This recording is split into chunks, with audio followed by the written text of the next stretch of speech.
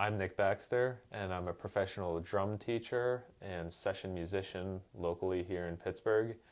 I teach at Waddell's Music Center in Wexford and right here at my NJ Beats lab. And you can see me play at many venues such as Club Cafe. I've played at every single venue and bar in Pittsburgh. When I was 12, I went to my friend's house and he had a drum set and he was playing and I was playing it a little bit, but I didn't really care at the time. It wasn't until I was about 15 when I was in high school that I reconnected with that same friend, and then I picked up the drums with my friend Dave again, and that's what really kind of took me off. And I literally never looked back. Started focusing on that band after drama that I was in. So after, I basically just quit that band to be like a session artist and just locally gig out with people.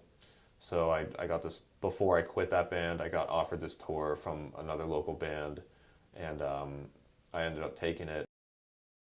By the time I was 22, I actually made a conscious decision to go to school, and I wanted to try Musicians Institute in Los Angeles.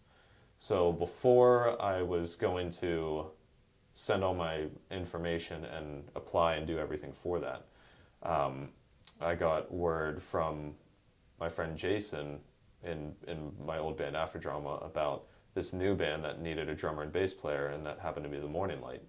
So I listened to the songs that we were gonna try out and do an audition for, and when I first heard it, I knew right away that that band was gonna do something. We ended up like signing to Fearless Records and APA agency. I was on Facebook, and one of my teachers had posted it was something about a job in Bangkok, Thailand.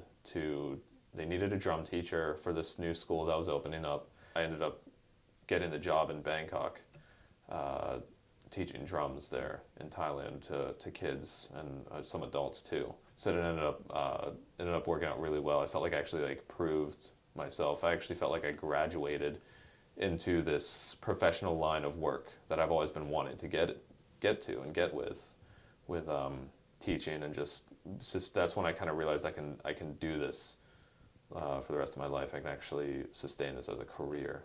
There's one experience I'll never forget.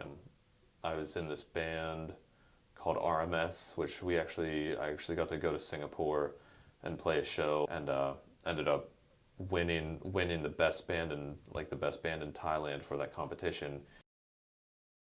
I was getting an offer from this artist called Hugo, who he's pretty popular. He has a decent name in that kind of scene. So that was probably one of the biggest gigs I've ever got. That was very professional. And don't be afraid to.